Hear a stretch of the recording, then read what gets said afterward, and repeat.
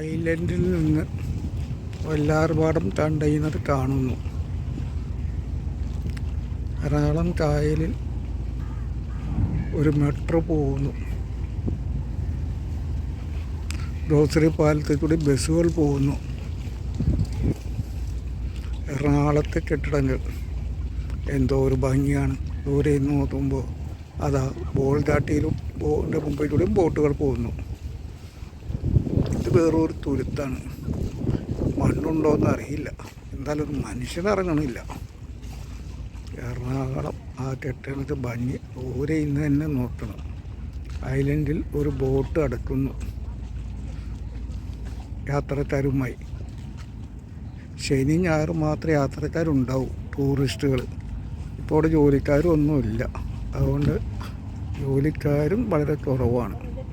ഇവിടെ എന്തോരം കെട്ടിടങ്ങൾ വെറുതെ കിടക്കുന്നു. ഇതൊക്കെ ഡെവലപ്പ് ചെയ്ത് ടൂറിസത്തിലേക്ക് മാറ്റിക്കൂടെ? വെറുതെ നശിപ്പിക്കണോ?